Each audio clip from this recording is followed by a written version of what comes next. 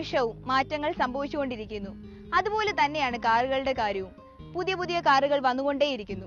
പുതിയ കാറിന്റെ റിവ്യൂ കാണുവാനും അതുപോലെ തന്നെ പോയകാല ചരിത്രം മനസ്സിലാക്കാൻ കഴിയുന്ന ഇന്നത്തെ ഈ C4 കാറിന്റെ എപ്പിസോഡിലേക്ക് ഏവർക്കും സ്വാഗതം. കഴിഞ്ഞ എപ്പിസോഡുകളിൽ കാറുകളുടെ ലോകത്തിലെ ലാളിത്യത്തിന്റെ മുഖമായ മാരുതിയുടെ കഥയാണ് നമ്മൾ കൂടുതൽ അറിഞ്ഞതെങ്കിൽ ഈ ആഴ്ചയിലെ ന്യൂ കാർ റിവ്യൂവിൽ പുതിയ കാർ ഏതാണെന്ന് നമുക്ക് നോക്കാം. ഹലോ എവ്രിവൺ, ഞാൻ ഇന്ന് നിങ്ങളുടെ മുന്നിൽ വരാൻ പോകുന്നത് ഒരു ഹോട്ട് കേക്കുമായാണ്. ഇന്ത്യൻ ജനത വളരെ ആകാംക്ഷാപൂർവ്വം കാത്തിരുന്ന ഫോക്സ് വേഗന്റെ ബേബി ജെറ്റ എന്നറിയപ്പെടുന്ന Fox vegan Vento.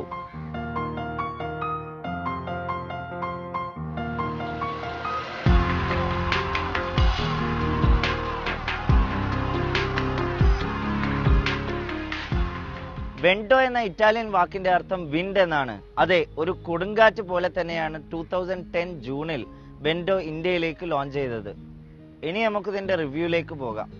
Fox vegan പോളോവിന്റെ അതേ പ്ലാറ്റ്ഫോമിൽ നിർമ്മിച്ച ഫോക്സ് വേഗൻ വെൻറ്റോ ഓവറോൾ ലെങ്ത്തിൽ 98 മില്ലിമീറ്റർ നീളം അധികമാണ്.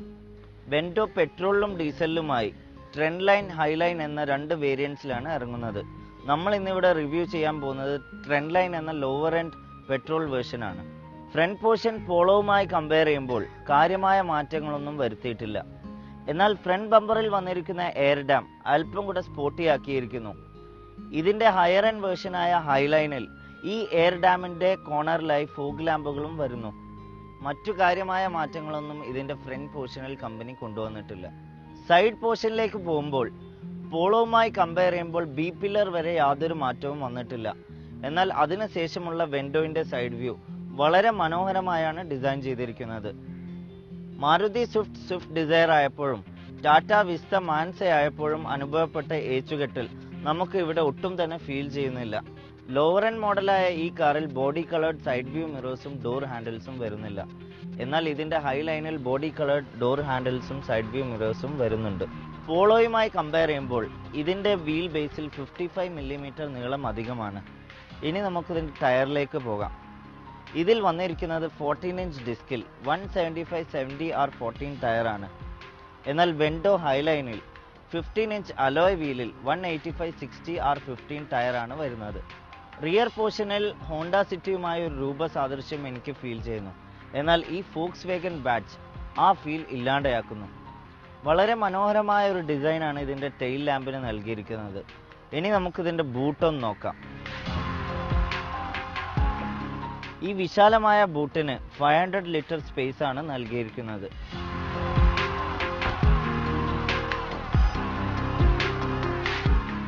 ഇന്റീരിയറിലേക്ക് പോകുമ്പോൾ പോളോയിൽ വന്നിരുന്ന അതേ ഡാഷ്ബോർഡ് ഡിസൈൻ തന്നെയാണ് വെൻറ്റോയിലും വരുന്നത്. വെൻറ്റോ ഹൈലൈനിൽ ഇന്റഗ്രേറ്റഡ് മ്യൂസിക് സിസ്റ്റം വരുന്നുണ്ടെങ്കിലും ഇതിൽ അതിനുള്ള പ്രൊവിഷൻ മാത്രമേ വരുന്നുള്ളൂ. അതിന് തൊട്ടു താഴെയായി AC നോബുകൾ.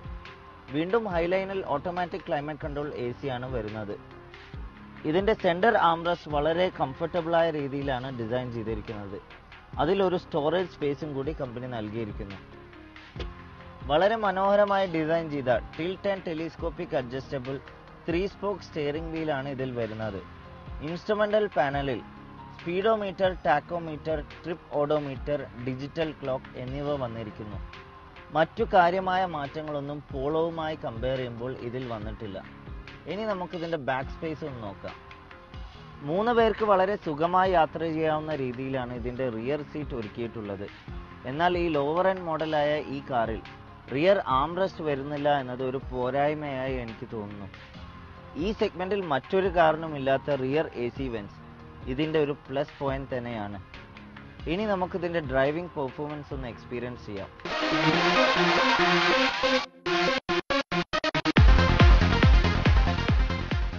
കാഴ്ചയിൽ സുന്ദരിയായ ഫോക്സ് വേഗൻ വെൻറ്റോ പെർഫോമൻസിലും ഒട്ടും മോശക്കാരിയല്ല.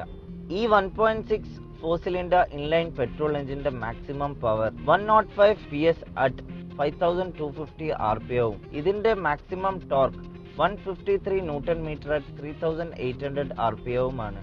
എന്നാൽ ഫോക്സ് വേഗൻ വെൻറ്റോയുടെ 1.6 കോമൺ റെയിൽ ഡീസൽ എഞ്ചിന്റെ maximum power 105 PS at 4400 RPM. ഇതിന്റെ maximum torque 250 newton metre at 1500 RPM 2500 RPMത്തിന്റെയും ഇടയിലാണ്. ഇതിന്റെ മാക്സിമം സ്പീഡ് 185 km/h ആണ്.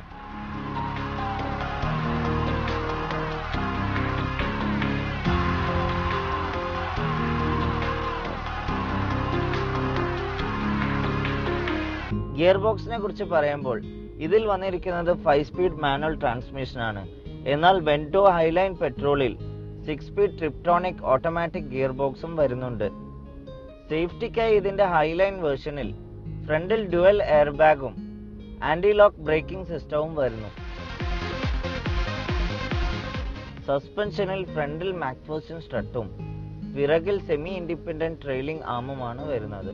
ഈ പെട്രോൾ വേർഷനിൽ ലഭിക്കുന്ന മൈലേജ് ഏതാണ്ട് 15 km/L ആണ്. എന്നാൽ ഇതിന്റെ ഡീസൽ വേർഷനിൽ ലഭിക്കുന്ന മൈലേജ് 20.5 km/L ആണ്.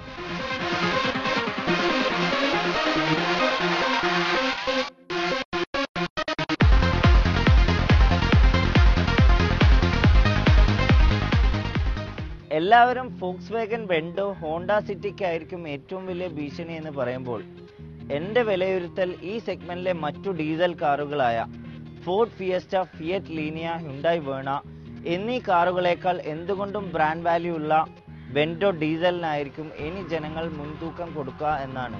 15,000 കിലോമീറ്ററിൽ മാത്രമേ ഫോക്സ്വാഗൻ വെൻഡോവിന് സർവീസ് വരുന്നുള്ളൂ എന്നത് ഇതിൻ്റെ ഒരു പ്രത്യേകത തന്നെയാണ്. കസ്റ്റമർ സാറ്റിസ്ഫാക്ഷന് ഒട്ടേറെ മുൻതൂക്കം കൊടുക്കുന്ന ഫോക്സ്വാഗന്റെ ഈ വെൻഡോ ഇനി വരും ദിവസങ്ങളിൽ എങ്ങനെ മാർക്കറ്റ് പിടിച്ചടക്കാൻ പോകുന്നു എന്ന് നമുക്ക് കാണാം.